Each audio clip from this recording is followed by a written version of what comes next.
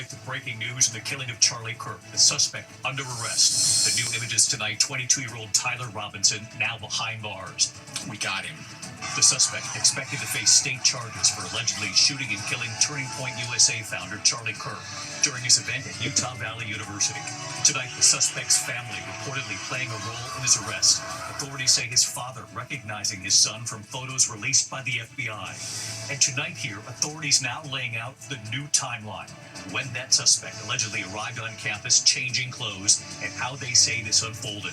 TMZ obtaining video before the shooting showing a man matching his description, appearing to walk with a limp. Law enforcement officials tonight say he was walking that way to hide that high-powered rifle.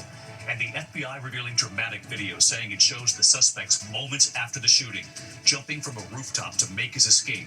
And tonight, what they say they found written on the bullets. And this evening here, the remarkable moment. The stark warning from the Republican governor of Utah for all Americans, calling social media a cancer, asking Americans to log off, touch grass, hug a family member, do good in your community, denouncing the violence against Republicans and Democrats. Our team standing by with new reporting right here tonight. Also on this Friday night, the alarming images playing out across the U.S., police responding to fake threats on American campuses, calls meant to scare, and now the false threat leading to a real shooting at the U.S. Naval Academy in Maryland. Tonight, ICE operation in Chicago, an officer injured, dragged by a car trying to flee a traffic stop. The officer shooting and killing the driver. Tonight, President Trump suggesting Russian drones over Poland's airspace might have been a mistake by Russia. Tonight, Poland saying it was no mistake and NATO scrambling to beef up security. Martha Raddatz standing by and what's now being done. Back in the U.S. tonight, scary moments for a JetBlue flight preparing for takeoff for Boston. The plane's wings smashing through the windows of the airport, right into a restaurant. And tonight, you have to see this. The toddler now seen by millions. So many teams joining in, even the Super Bowl champs, because of what this little boy does every day. Who is our person of the week? From ABC News World Headquarters in New York, this is World News Tonight with David Muir. Good evening. It is great to have you with us here on a Friday night. And we do begin tonight with the breaking news in the killing of conservative activist Charlie Kirk at Utah Valley University. Tonight, the suspect now under arrest, and authorities now say his family played a role in his surrender. Utah Governor Spencer Cox identifying the alleged shooter as 22-year-old Tyler Robinson, taken into custody after the governor says he confessed to a family member. The investigation picking up speed after the FBI released new images of the suspect last night. Authorities say his father recognizing his son dressed in dark clothes and wearing sunglasses. The governor says the father worked to convince his son to turn himself in.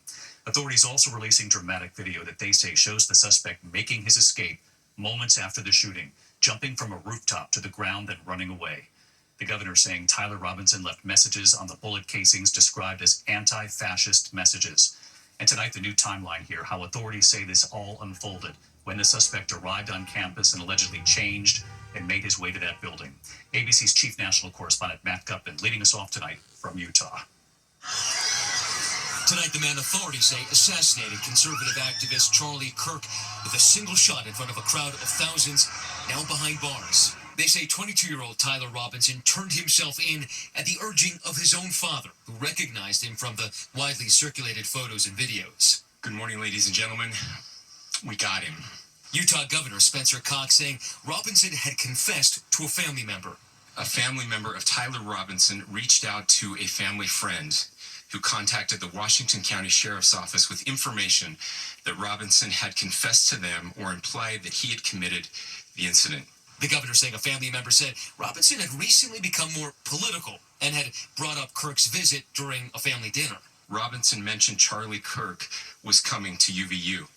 They talked about why they didn't like him and the viewpoints that he had. The family member also stated Kirk was full of hate and spreading hate. And after painstakingly piecing together video, investigators say they've reconstructed Robinson's path to the scene of the crime.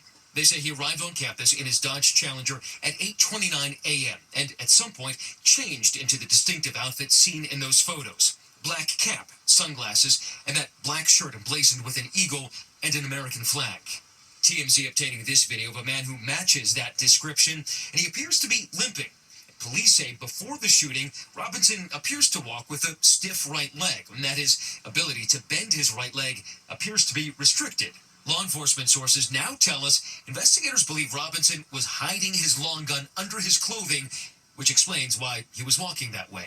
Police say more than 3 hours later at 11:50 a.m., cameras caught Robinson making his way up the building stairwell into the roof, where he crouched down and waited. Watching Kirk rev up the crowd. And at 12:22, they say Robinson started to run, not limping anymore, laying down in a sniper position about 175 yards away from the stage.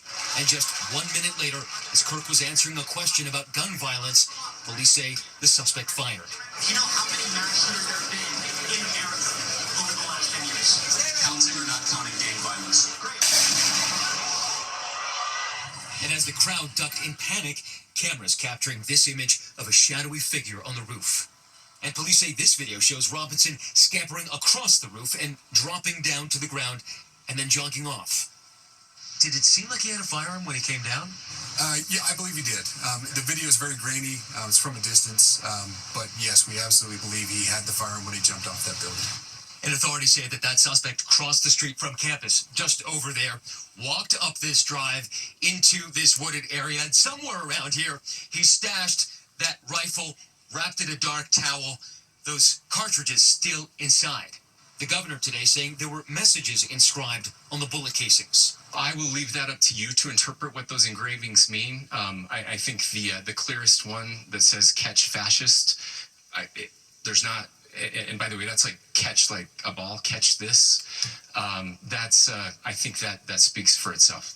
Authorities also alleging Robinson shared details about the shooting and messages to his roommate. The messages also refer to engraving bullets and a mention of a scope and the rifle being unique.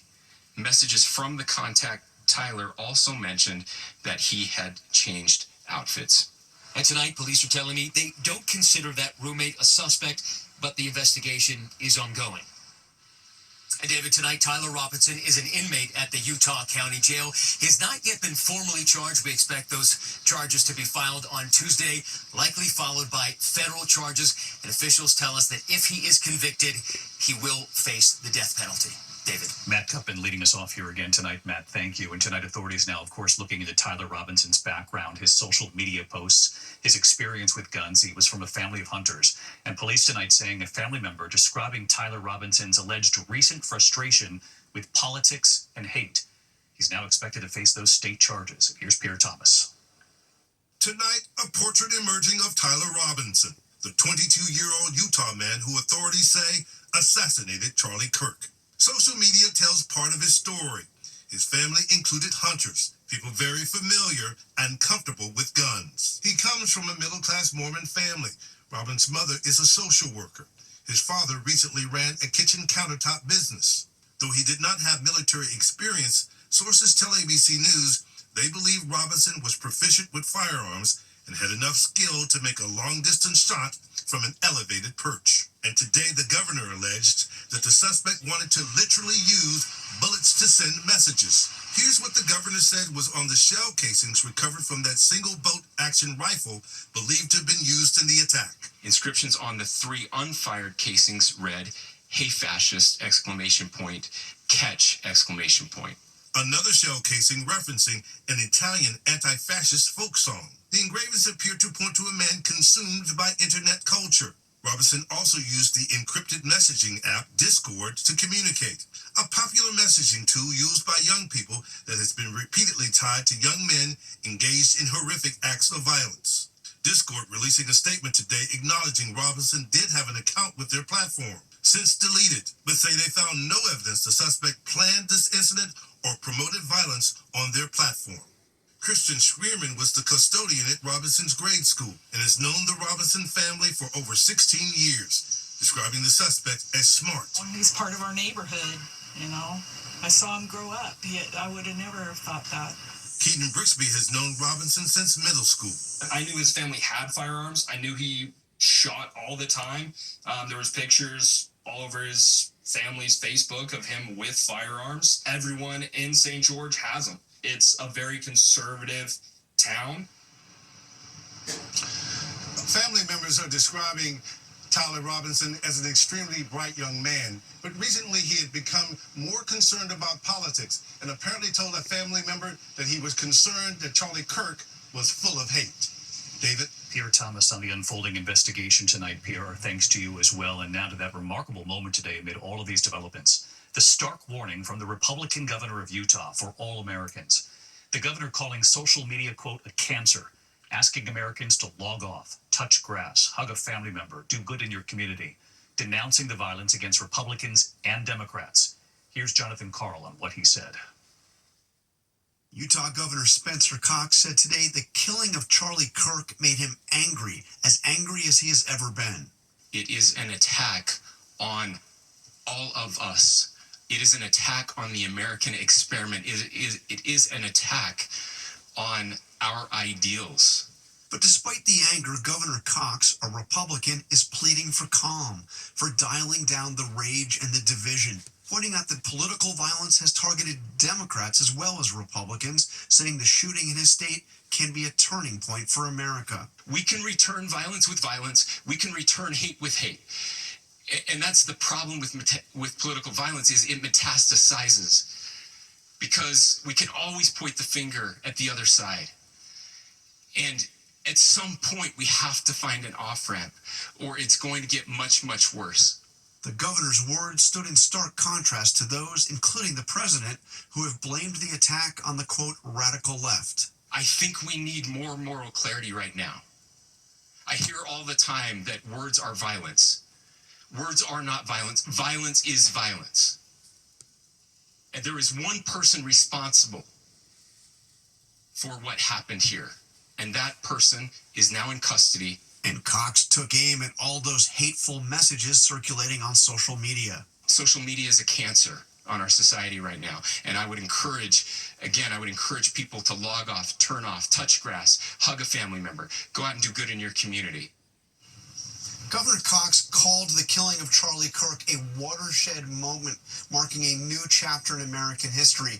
The question is whether it is the end of a dark chapter or the beginning of an even darker one. David? But you're right to point it out, John, because a lot of people were talking about Governor Cox's words today. John Karl, our thanks to you. We turn now to the other news tonight and across the U.S. to the multiple hoaxes playing out in this country in the last 24 hours. Police responding to fake threats on several American campuses, calls meant to scare. But tonight there's been a horrible turn. The false threat leading to a real shooting at the U.S. Naval Academy in Maryland. Here's Aaron Katursky. With the country already on edge, fear and frustration as an epidemic of hoax security threats overwhelms American college campuses. And tonight, proof of how dangerous these can be. A fake threat leading to a real shooting at the U.S. Naval Academy. I'm requesting units for an EMS task force on the U.S. Naval Academy for an active shooter event.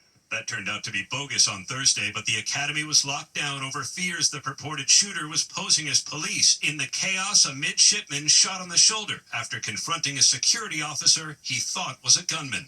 It came at the end of a day that saw more than a dozen hoaxes, many of them, police say, racially motivated, targeting historically black colleges and universities, along with other schools, including UMass Boston. Cops came up the staircase and they kicked the door down. They had all tactical gear on and rifles, and they were like, you got to get out. There might be an active shooter. Heavily armed officers swarming the campus and seen sweeping dormitories, room by room, guns drawn. One student exiting with her hands up. Authorities later determining there was no threat. That midshipman is out of the hospital tonight, David. The reality is law enforcement officials are really struggling to contain this swatting crisis, and recognizing the climate of the country does not help. David? No question about that, Aaron. Thank you. We move on now to the deadly ICE confrontation in a Chicago suburb. ICE officers attempting to arrest a suspect during a traffic stop. DHS tonight saying one of the officers was struck by the driver and dragged as he tried to flee the scene. Authorities say that officer, fearing for his life, shot and killed the suspect. That officer in the hospital tonight recovering from serious injuries. Now to those Russian drones over Poland's airspace. Tonight, President Trump suggesting that the drones over Poland could have been a mistake by Russia. But tonight, Poland saying it was no mistake in what NATO is now doing to send a message to Vladimir Putin. Here's Martha Raddatz. Overnight, President Trump suggesting Russia's drone incursion into Poland could have been a mistake, but Poland insists it was deliberate. And tonight, NATO ramping up air defenses from the Mediterranean to the Baltics. This comes just days after more than a dozen Russian attack drones violated Poland's airspace. NATO scrambling fighter jets to shoot them down. What happened on Wednesday was not an isolated incident. Russia's recklessness in the air along our eastern flank is increasing in frequency. France, the UK, and Germany, among several nations now sending additional assets to better defend NATO's eastern flank. And David, the American general in charge of NATO forces, says this situation transcends the borders of one nation. What affects one ally, he said, affects us all.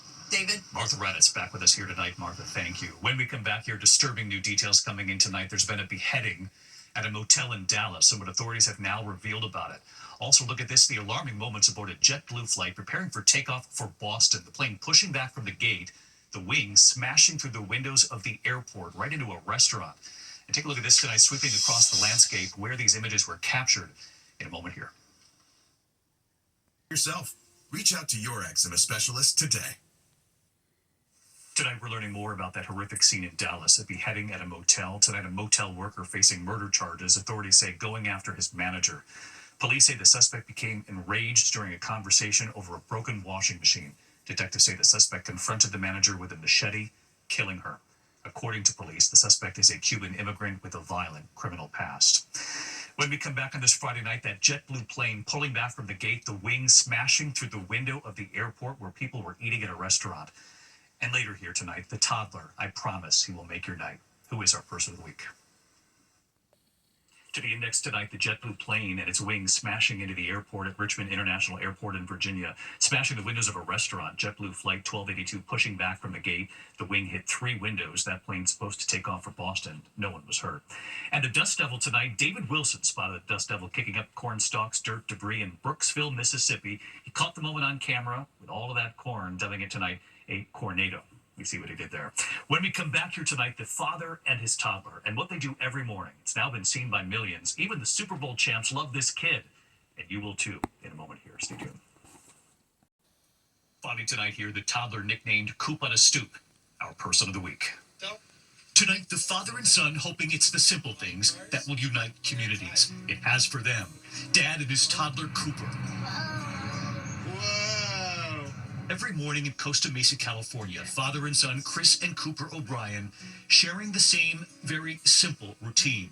That dad bringing 1.5-year-old Cooper outside to sit on their curb, to simply watch the cars go by together, hoping to start their day with a smile. Sunday, the stoop is dry, the dog is watching. Father and son and mom Haley started sending those daily videos to family and friends, and then sharing them online with their community. Well, tonight, it's a community of millions. Whoa, crash landing. People from all over the country now starting their own days, smiling right along with that father and son. Some have now nicknamed the boy Coop on a Stoop, sitting on that curb. Checking stoop. Each day waiting for the newest video. Will Coop sit on the stoop? Will he stand? Sort of good luck charm as they start their own days. Oh, fake out. So many now watching to see what Coop will do. Is Coop gonna sit on the stoop? For sure. The New England Patriots watching from the locker room. I think he's going to sit on the stoop. It's going to be a great day. The Philadelphia Eagles sitting just like Coop. Checking stoop. Eagles quarterback and punt returner Cooper DeJean posting this video, big Coop on the stoop. The Chicago Cubs mascot Clark getting in on it too at Wrigley Field. Whoa. Calling it Clark in the Park. And right here tonight. How's it going, David? Mom, Dad, and of course, Coop on the stoop. It's meant a lot to us, just seeing the amount of joy and happiness he's spreading to people. Tonight, their hope to bring people together, showing even the simplest things can unite. Find those moments in your daily life with those people that you love and those that are around you and really cherish them. And so we choose Coop and his parents and their simple message tonight. We sure needed that. I'm David Muir. I'll see you right back here on Monday. Good night.